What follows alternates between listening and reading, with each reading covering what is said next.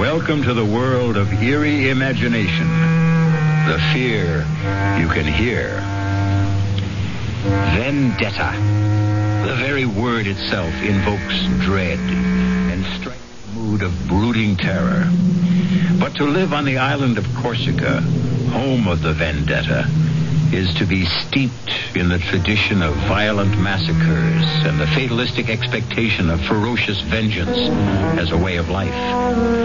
At least it would have been so just 100 years ago when these famous words were first written. It was a hand. A man's hand. Not a skeleton hand, all bright and clean, but a hand black and desiccated, with the yellow nails, the naked muscles, and traces of blood upon the bones at the point where they had been severed as with the blow of an axe about the middle of the forearm. The fingers, extraordinarily long, were attached to enormous tendons, still held in their places here and there by strips of skin. That hand was something hideous. It made one think involuntarily of savage vengeance. And in spite of the putrescent look of death and dissolution, it seemed to have a life of its own.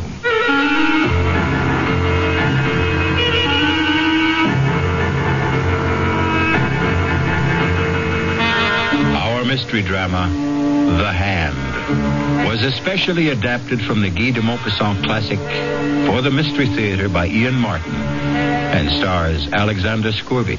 I'll be back shortly with Act 1.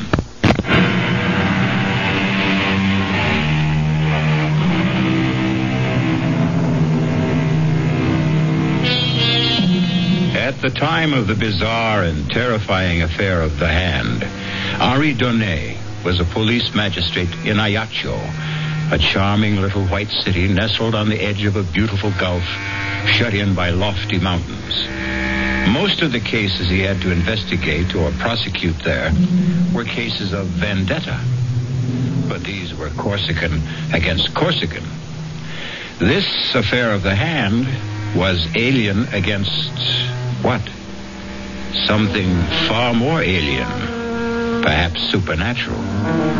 That was not until later, of course. For now, the only alien presence was a neighbor of Henri's, a Sir John Rowell, lately come to the island to settle down, and an object of great speculation among the native population. Well, there goes my new neighbor again.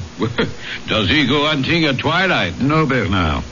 At least as a magistrate, I hope not. Well, what's he shooting at then? I don't know, Marguerite. We have no sharks.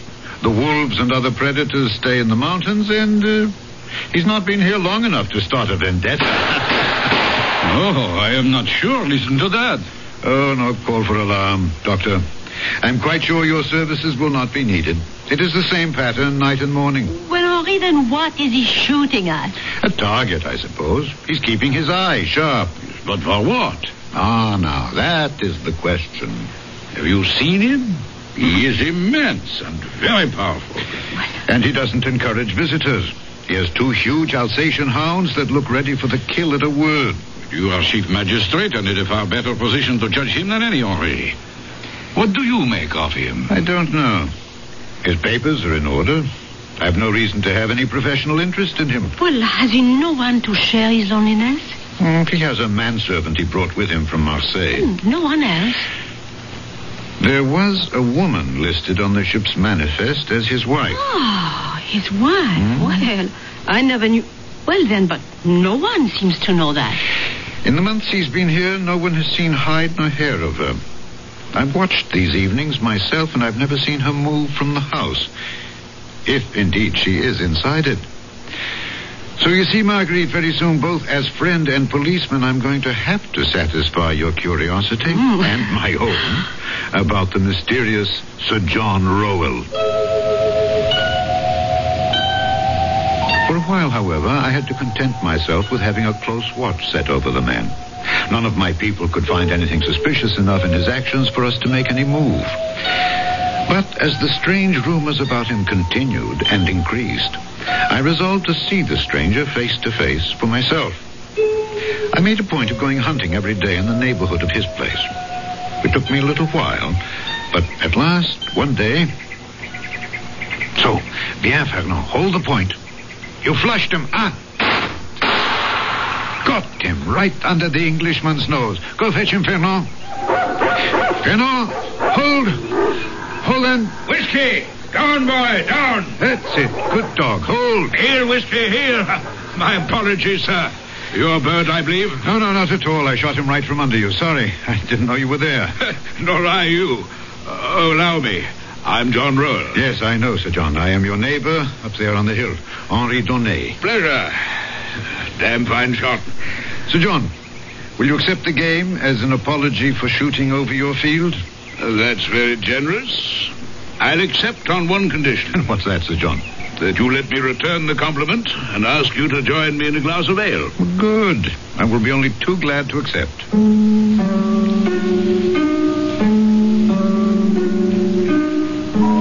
It was less the heat of the day than my professional interest that prompted me to accept the invitation from the tall man with the red hair and beard. Very tall indeed. And also very broad, a sort of placid and polite Hercules.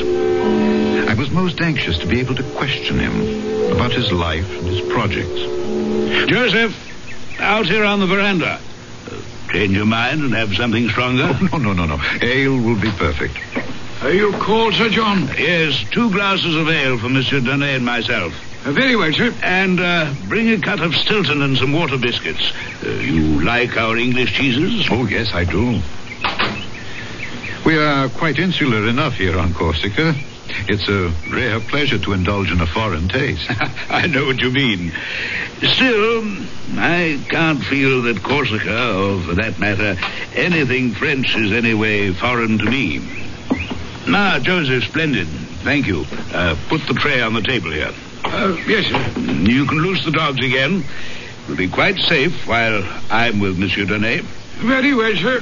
Oh, those are the big Alsatians I see occasionally, huh? 2 of them. Yes. They look quite savage and fierce. Do you think perhaps my dog will... Oh, have no fear. Castor and Pollux are as docile as kittens where other animals are concerned. They're trained as man-killers. Huh? And then... only at my command. Your health, Monsieur Donnet? To yours. Delicious. So refreshing. As the view of the sun setting across that blue Mediterranean water. Yes. Does Madame Rowell also share your enthusiasm for your adopted island? Lady Rowell is an invalid. I hope to nurse her back to health here. Oh, if I could suggest the offices of my good friend Dr. Forestier. If a doctor should be needed. Oh, forgive me, I had no desire There's to pry. nothing to pry into. Natural curiosity. I must admit, I do find it hard to cast you in the category of a recluse. Oh, yes. I've traveled a great deal. Africa, India, even America. And as for adventures, yes, I've had plenty of adventures. Oh, yes. Big game hunting, huh? What? Oh, of course. I've hunted them all. Tiger, elephant, rhinoceros, gorilla. The name's a legion. Oh, all very dangerous animals. Terribly so. Not really. When you compare them to the worst of all. Oh, what? What else, Monsieur Donnet? In your profession, you must know him too. Man. Man himself. Wait! Sir John, come quickly! What on earth? Forgive me. I followed Sir John down the front steps of the veranda as he took them 2 at a time and disappeared around the corner of the house. I would have followed him further, except as chance had it, I turned my ankle quite severely on a loose stone after the bottom step. Stopping in momentary pain, the yelp and snarl of the dog suddenly quieted, and I was conscious of the squeak of the front door of the house. Arrested, I looked up to see, framed in the doorway, a tall, emaciated woman with great bruised half circles underlining her eyes that stared with a feverish gleam. She wore a long, loose, trailing peignoir, and with one hand, she beckoned towards me while clutching something in the other close beneath her breast. Painfully, I limped back up the steps. Help me. Whoever you are, help me. Lady Roll? Whoever I am, this side of the grave, help me. But how? By sending this letter. Post haste. Oh, but please, I beg of you on all our lives. Don't tell Sir John. Well, I'm afraid, madame, Oh, please, don't refuse me. You're my last, best hope. Hope for what? I did not stay in case he returns, but please, I beg of you, send my letter. She was gone. Like a wraith, as though she'd never been. But the letter in my hand was real enough. Before I had time to read the person to whom it was addressed, I found myself involuntarily concealing it in my pocket before Sir John returning could see it. Nor could I stop to ponder why my impulse had been to accept the lady's part rather than that of my charming and seemingly outgoing host. Why I chose to conceal its existence rather than reveal it. My dear Monsieur Donnet, pray forgive me. I'm most sorry we had to be interrupted. Oh, forgive me for not following you, but I turned my ankle. What happened? Oh, the curse of trying to maintain privacy. The curiosity seeker. A farmer from back in the hills named Deschamps, who passes by here on his daily route, for some unearthly reason came skulking round the back of the house and was cornered by the dogs. But what would he have expected to find here? Heaven knows. I've no secrets worth anyone's concern but my own, as I hope you believe. Or is your presence here today more than just a seeming accident? Are you concealing something from me, sir? I was aware that he wore about his loins an American-style gun belt, and that low on each hip, concealed by the flare of his coattails, were two matched pistols with mother-of-pearl handles, on one of which his right hand rested lightly. The letter in my pocket seemed to burn through the lining as I tried to judge whether it caressed that handle by accident or design.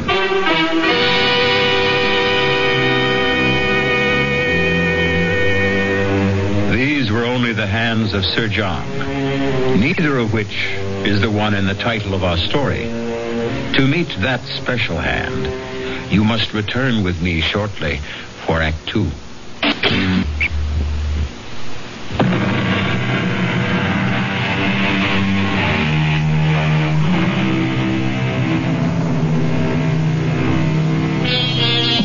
The huge red-haired and bearded Englishman towers over the small, dapper Frenchman.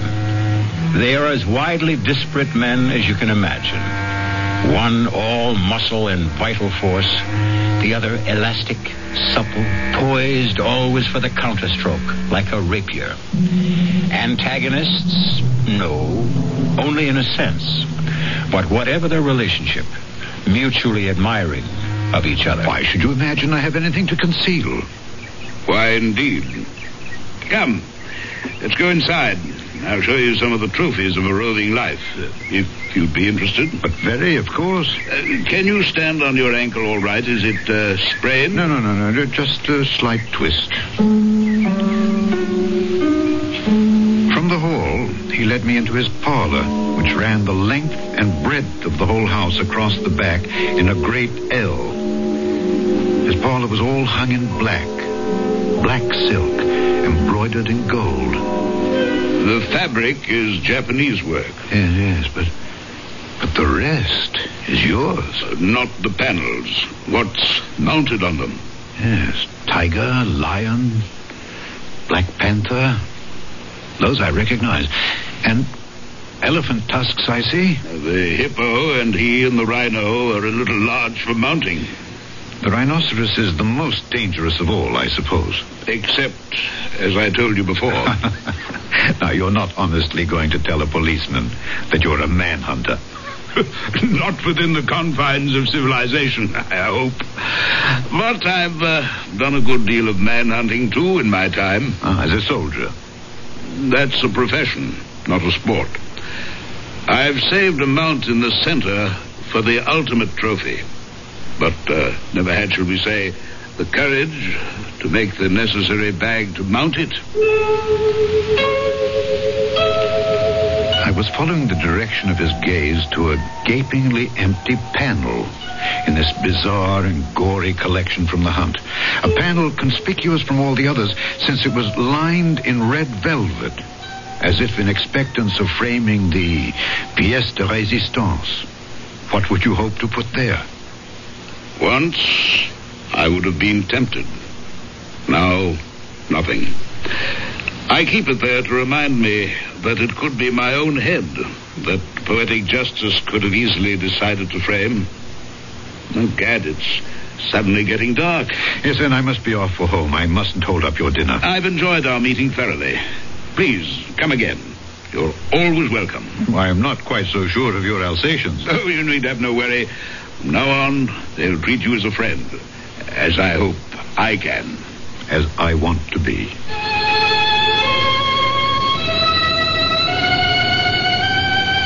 We shook hands, mine disappearing inside his huge one. My conscience stinging at me as I fought a battle between Donnet the man and Donnet the policeman. Climbing the hill back to my villa with Fernand frisking along beside me, I tried to tell myself I was only being practical, that I was giving myself time to make my decision. A decision that was tipped by the testimony I received from Michel Deschamps as I questioned him at the barracks the following morning. Michel, why did you go so near to his house? Well, everybody is curious about him, and... Everybody doesn't go near enough to have two dogs attack him. Well, everybody does not have a milk route which takes him twice a day by the Englishman's house to see her. What, to see her? Well, it is at dawn, you know. Just before the sun comes up in the half-light, and I am passing by in my cart. Naturally, I'm looking at the house when I pass. Naturally, I would myself. So, you see, at that hour, nobody is stirring. Even the dogs are not yet awake. And then I see by the upstairs window a woman. The first few days, I'm not sure. I crossed myself she's not some witch or somebody who wants to steal my soul. Why would she be a witch? Because, at any rate, in that light, she looked so... I was afraid to answer. To answer what? Her signal to come near to her. She kept beckoning as if there was something she must ask me to do. Finally, yesterday morning, I could stand it no longer. I had to go see what she wanted to ask. Was that so wrong? No, of course not, Michel. I would have done the same. But the dogs stopped you, huh? Yes. In a way, I'm sorry. Don't feel that you let her down. But from now on, mind your own business. Oh, I accept your instruction. I will follow what you advocate. What I advocate, by all means. Not what I do. I don't understand you.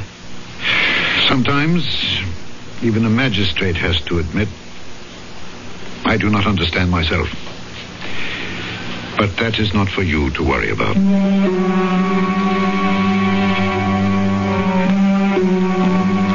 That very morning, there was a mail packet sailing. And I sent off the letter, quickly, almost surreptitiously, without looking at the address, except for the fact that it was to the United States of America. And I forgot it, I imagined. And the months went by. Oh, I do think it's very tedious of you, Henri. Madame Forestier. Oh, well, either for reasons of your own, you are protecting our most famous visitor from the rest of us, or, well, he has some hold over you to protect his precious privacy. He has no hold over me. Oh. Quite the contrary. But if he wishes to be private, I would be the first to protect his right. Well, on a small island like this, why should he have it any more than the rest of us? Touché. But if he can, why shouldn't he? Oh, Henri, you know I don't know how to answer that. All I want to know is, do I have any hope that they might attend my garden fete next month? They? Well, there is a Madame Roel. Yes, but she is sickly. Well, is there some hope that at least Sir John might be coaxed to appear? Now, I have no reason to suppose that he would refuse. Now, Lady Roll, I would find it hard to answer for. Well, then, all I want for you is to issue the invitation. Please, may I count on you for that? Marguerite. We're all old friends. Need you ask? I had my doubts about Sir John, and more particularly his lady, attending any local garden fete. But I could scarcely, in my wildest imaginings, have foreseen how extravagantly and tragically it would be impossible.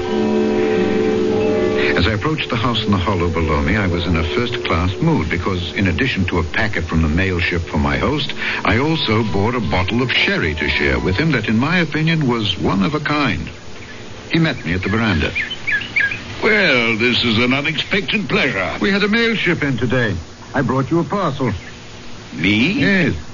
And I thought I'd outstrip the mail. Vain hope. A parcel, you say? This. What on earth? It might be a gun from its shape, but it scarcely weighs enough. Shall we go to the parlor while I open my surprise parcel? As we moved into that parlor, I was super conscious of my host's reaction to the parcel he bore in his hands. Although there was no superscription from the sender, I had an infallible feeling that he sensed exactly where it had come from. That somehow I was accidentally part of a climax in the life of this strange and vital man. We've talked about my trophies, Monsieur Donnet. Yes. The ones I've mounted, the others too clumsy and large to render that way. Yes. And the third and different class, so far I've had no right nor courage to mount. What are you saying, Sir John? There is no reason for my receiving this parcel that I can conceive, except one. That I've found no refuge here. I've been betrayed. Only my wife could have done that. And who else is there to have aided her determination to destroy me? You're asking me? Yes. You're the only link we have to the world beyond this house. Sir John, believe me, I had no wish to betray you. I'm sure of that. The day we met, your wife, while you were calming the dogs, your wife asked me to send a letter for her. To Richard Roll? Well, I must admit I did not read the address. I did notice that it was to the United States of America. I meant no harm. He meant no harm. Like Pandora, who naively opened a chest to loose pestilence and all the evils of the world to plague mankind, he meant no harm. It seemed a simple and reasonable request. So you acceded. No doubt she also asked you to conceal the fact of the letter from me. Yes, I am afraid she did. Were you sorry for her ravaged looks, her haunted eyes? Did you picture me as some monstrous jailer, condemning her to a life of solitary confinement? Sir John, I can only defend my action by telling you that at the time she did engage my sympathy. I told you, I believe, that my wife was not in the best of health. Yes, but... The fault perhaps was all mine. I should have told you that she is insane. Oh, I'm so sorry. A little late for that. Done. You may have sealed her death warrant. Perhaps even mine. Good God, what do you mean? This parcel from America. Would you like to see what evil out of hell your acceding to that simple and reasonable request has set loose? Sir John, you have involved yourself in this on a personal level. Now I want to involve you on a professional one. As police magistrate, I want you as witness when I open this gift from America. The outer wrapping. Now what do you see? A box. And Within it? Something wrapped in canvas. You wrinkle your nose against the smell? Yes, it's very strong. And very familiar? Yes, formaldehyde. Which is used to preserve flesh from mortifying. There's a drawstring on the canvas, which I'm opening. And I'm about to show you my present from the other side of the world. You sound as if you know what it is. I only wish to God I thought I didn't. I echoed the same wish.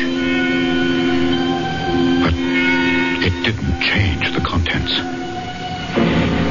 It was a hand.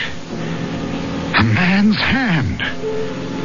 Not a skeleton hand, all bright and clean, but a hand black and desiccated, with traces of blood upon the bones at the point where they had been severed as with the blow of an axe about the middle of the forearm. The fingers, extraordinarily long, were attached to enormous tendons still held in their places by strips of skin. Flayed as it was, that hand was something hideous. It made one think involuntarily of savage vengeance. And in spite of the putrescent look of death and dissolution it had, it seemed to have a life of its own.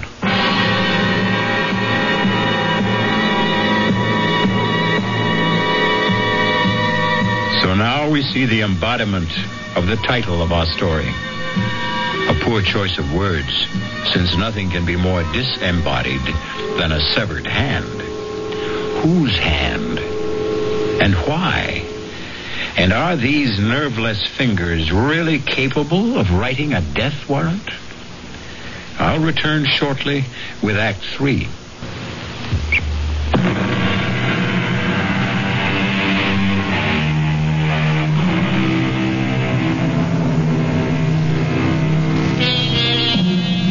In sick horror, his stomach churning with revulsion, Monsieur Donnet looks at the loathsome object spilled on the desk between him and Sir John. In macabre fascination, his eyes seem riveted to the severed hand. It is only by a supreme effort of will that he is at last able to drag them away and up to Sir John's grim and haunted face. What is it? The hand of a thief. But why? Why is it sent to you? So that there'll be no mistake in my mind who sends it. You said before, Richard Roll. A relation? My twin brother. Younger by less than an hour. As the firstborn, I acceded to the title. The barony was mine, and the living that went with it. Richard had nothing, except my bounty. Our whole life was a gigantic struggle for supremacy. He, because I denied it him. I, because I had to hold it. If you had everything and he had nothing, what chance did he stand against you?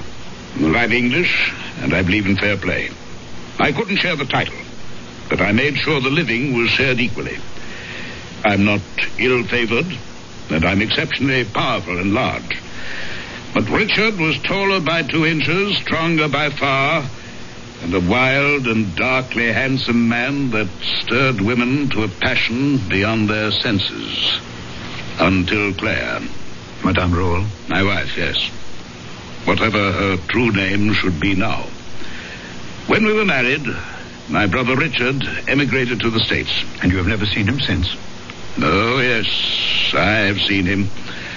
I'd hoped for the last time. Will you forgive me now? There's been too much talk, and I must find a place to hang my latest trophy. To hang it? You can't... I think I've had quite enough interference from you in my affairs, Monsieur Donnet. I must ask you to leave my house. You're no longer welcome.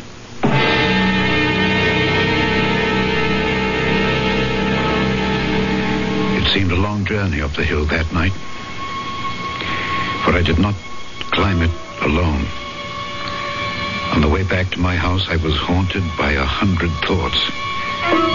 Had I done wrong to send the letter? Whose was the severed hand? What was the mystery of Sir John's retirement? And what motivated the vendetta of his brother against him? Old jealousies? Or was it all as simple as chercher la femme? Certainly, she would not be hard to find. It must be the lady role, if a woman was at the heart of it all. Only one thing I could be sure of now, that I should not be seeing him again. But I was badly mistaken about that. Well, Joseph, what brings you here?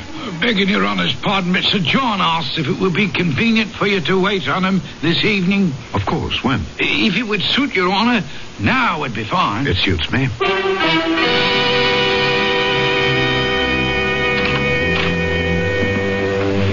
After my churlishness on your last visit, I am more than touched that you do me this honor, Monsieur Denis.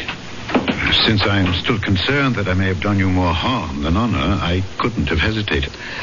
I have some papers here on my desk that I wish to leave in your charge, after asking you and Joseph to witness them.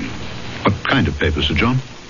My last will and testament, some property assignments, the legal debris that follows sudden death. Joseph? Sir John. Will you sign here and here? Yes, sir. Is there all this immediacy, sir? In the midst of life, are we not all equally in the midst of death? Thank you, Joseph. You may go. Yes, Sir John. Now, you, Monsieur Denis? If you want me to. But I see no reason why. Whatever polite disclaimer was on my lips, it was frozen at that moment as my eyes fell on a blood-chilling sight. A black object in the midst of the empty panel lined with red velvet. Empty no longer. It was the hand, mounted now as the chief of all trophies. But different from all the others in one respect. They were mounted. This was imprisoned.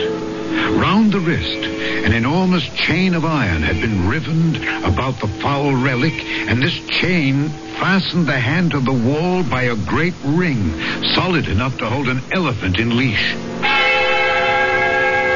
God! Ah, yes, the hand. Well, better than my own head, if I can keep it. Will you sign? Yes, of course.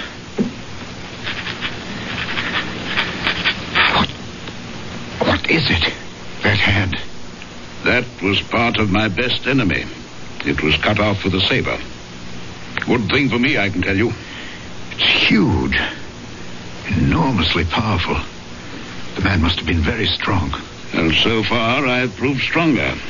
I put the chain on the hand to hold it. The chain is no use now. The hand can't get away. The chain is necessary. This hand always tries to get away.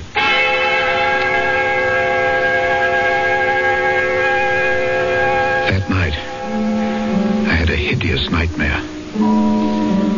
I dreamt I saw the hand, a horrible hand, running like a scorpion or a spider along the curtains and up and down the walls of my room. 3 times I woke up. 3 times I went to sleep again. 3 times I saw the ghastly thing running all over my room and using its fingers like so many legs.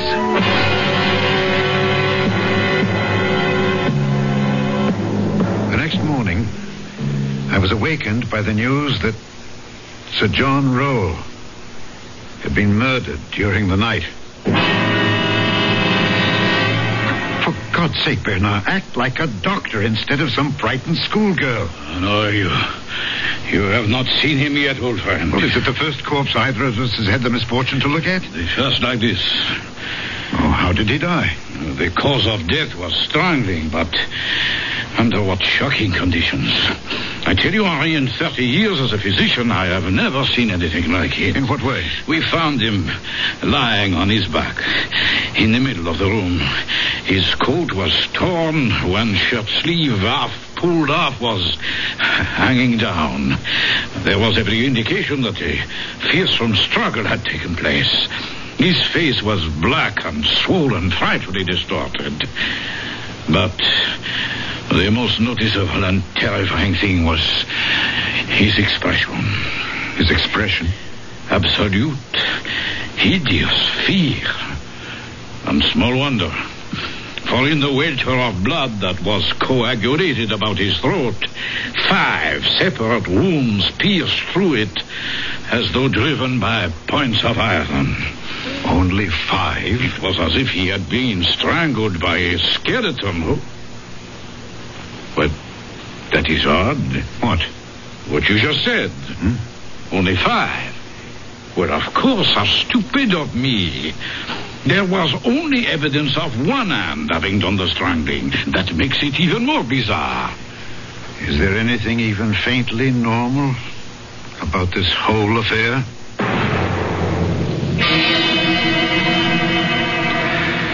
Now, Joseph, you heard no unusual noise during the night.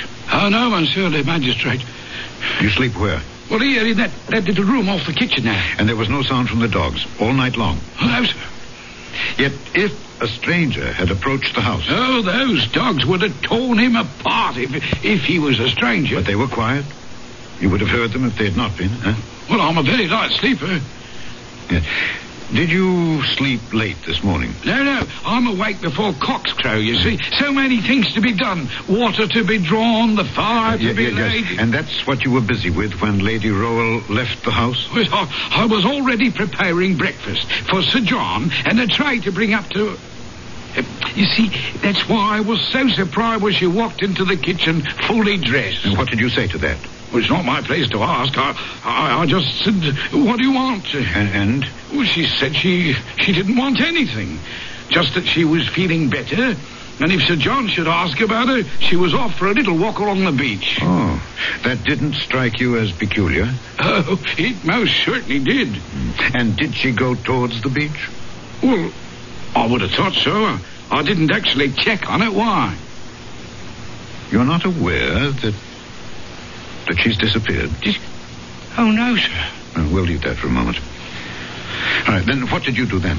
Well, once I had everything simmering like for breakfast, I went up to Sir John's room to assist him in his toilet. You were in this habit? Every morning, regular as clockwork. Continue. Well, he wasn't there, sir. His bed hadn't been slept in. Turned down just the way I left it the night before. So, I became alarmed. Everything was out of sorts, you see. I see. And then you came downstairs and found him. That's right. Oh, covered with blood from head to foot. It just don't signify. What does that mean? Well, you knew, Sir John, sir, if ever there was a man built and ready to take care of himself, it was he. Why, he never slept without having loaded pistols or revolvers within arm's reach. And he knew how to use them. Yes. Have you any idea who killed him? Oh, no, sir. Could it have been Lady Rowell? Not a chance, sir. I met her once. She was a tall woman. Oh, but wasted away, Your Honor, and weak as a kitten. Then who? I don't know, sir. I don't even want to know.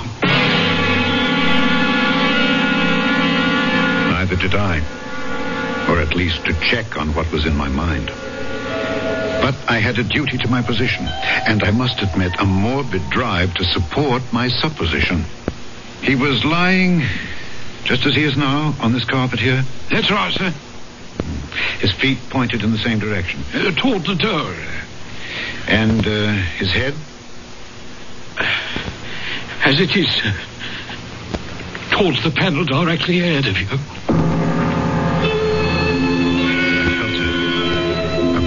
Sensation that lifted the hackles on my neck.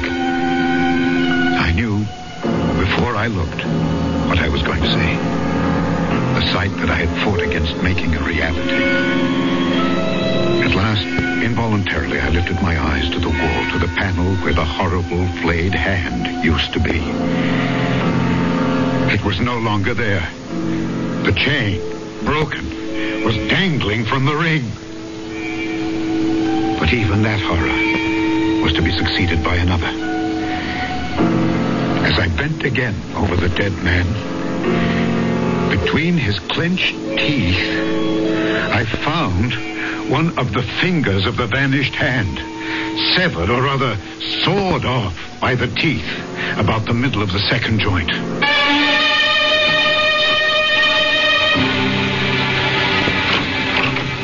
Henri, forgive us for violating the sacred precincts of your police office, but the axle of my carriage is broken and we are here to beg you to carry us home. If you're ready to go. I'm always at your service. And tonight, since it grows dark early these evenings, I will welcome company. But surely you're not still brooding over Sir John and his vanished lady? The missing Lady Rowell I can accept. Our Gulf is beautiful, but the tides are treacherous, and her hold on life at best was tenuous. Perhaps she wanted to end it. The mystery of Sir John is something else again. Something best forgotten, I think. Yes. But it doesn't seem to want to be. Let me show you. Marguerite, forgive me. If you feel faint, close your eyes. Yes. Bernard, you remember you said he might have been strangled by a skeleton? Yes. Yeah. Might he have been strangled by this? Good Lord. So that is the famous hand, huh? Yes, if it were possible, such a hand could have made the wounds on his throat, but where did you find this? It was discovered last night in the cemetery on the tomb of Sir John Rowell. And mark one thing well. What? The index finger is missing. The one we found in the corpse's mouth.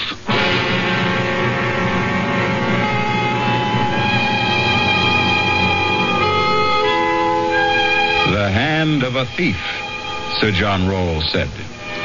His brother Richard? What if so, what did he steal? His wealth? His reputation? His wife? And if his brother, in some gargantuan and titanic duel, struck off his hand, and Richard sought vengeance, which of his hands was the instrument that brought an end to the intense and private vendetta? De Maupassant doesn't tell us. Wisely, he leaves that to us to decide for ourselves. I'll be back shortly.